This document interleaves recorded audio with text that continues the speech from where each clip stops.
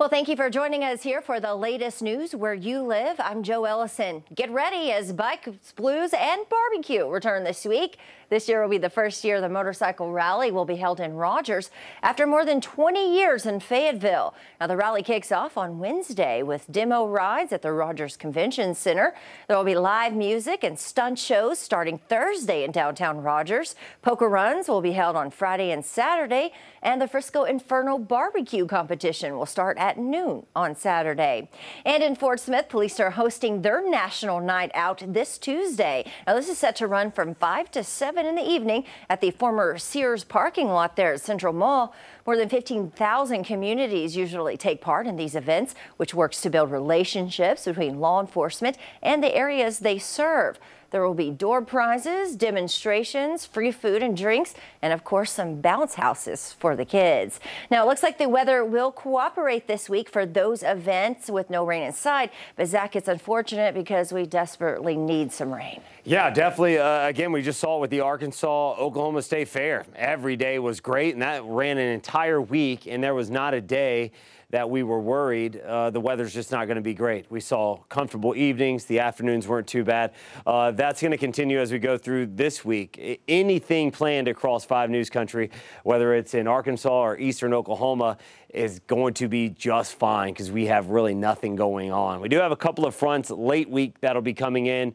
Right now, it just doesn't look like there's going to be enough moisture. There'll be moisture starved. So when they come in, there'll be dry fronts, but we will see some cooler weather coming in Friday into Saturday. Today, lower 80s for northwest Arkansas, 80 to 83 for your Monday, 84 to 86 across the River Valley, and another day with nothing but sunshine, blue skies, 40s and 50s. So a great evening, dropping through the 70s and 60s. We bottom out in the upper 40s to 50s across the area. And then again, jumping to late week. So we'll go 80s Tuesday, Wednesday, Thursday. We start to get a couple of fronts to move in. The second front will push in as we get into Friday, and that'll really have the push of cooler air. That'll drop our temperatures. Should be the strongest push of cooler air we've seen so far this early fall season. We'll drop into the 70s region-wide Friday and Saturday, looking pretty good. We may even struggle Saturday to get out of the 60s for northwest Arkansas. We'll keep our eyes on that forecast as we move through the work week. Joe? All right, thanks so much, Zach. Well, on Capitol Hill, the Biden administration's plan to cancel some student loan debt now faces legal challenges, and it has the president already scaling back parts of the plan to counter lawsuits, including one led by Arkansas Attorney General Leslie Rutledge. Frederick Price gives us a loan forgiveness update with an eye on what's next. Arkansas is now joining 5 other Republican-led states accusing the Biden administration of overstepping its executive powers. In reality, the president's actions violate the law and are beyond his authority. Attorney General Leslie Rutledge announced the lawsuit Thursday. She and other state leaders are hoping to block the president's plan to forgive up to $10,000 for most borrowers. But President Biden is using this law to justify this forgiveness program, with COVID being the national emergency. Now the White House is scaling back on some of their forgiveness plans. On Thursday, the Department of Education quietly updated the qualifications on their website. Now borrowers with federal loans owned by private banks will not qualify unless they apply to consolidate their loans before September 29th. What this means is borrowers needed to combine all of their private student loans into the federal direct loan program before Thursday. All right, that was Frederick Price reporting. Now, remember, we're coming off a tough weekend where the Hogs fell to Alabama. A lot of disappointed Razorback fans that were hopeful in that comeback of a third quarter, but not all hope is lost. The Hogs have a plan. 5 News Sports' Jonathan Acosta breaks it down.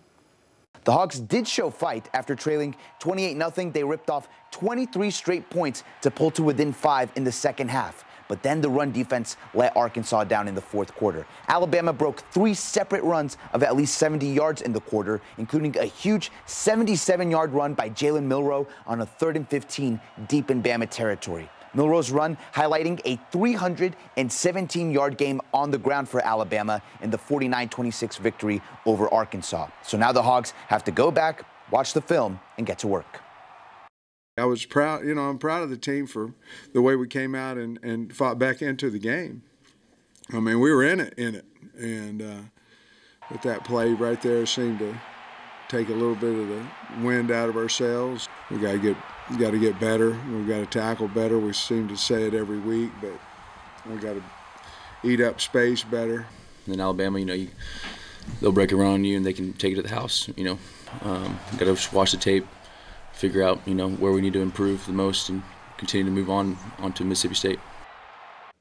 As you heard Bumper Pool say, the Hogs are on to Mississippi State. The Bulldogs are one of 7 SEC teams ranked in the latest AP poll. The Hogs, not one of them, as they drop out after their 2nd straight loss. Alabama is the new #1 after its win in Fayetteville. Georgia, Ole Miss, Kentucky, Mississippi State, and they're not on your screen, but LSU is also ranked. They're in there at number 25. The Hogs were in the receiving votes category, 4th most votes amongst unranked teams. All right, thank you for joining us here today for the latest news, weather, and sports where you live. I'm Jo Ellison. Catch up with us again tomorrow right here for more. Have a great day.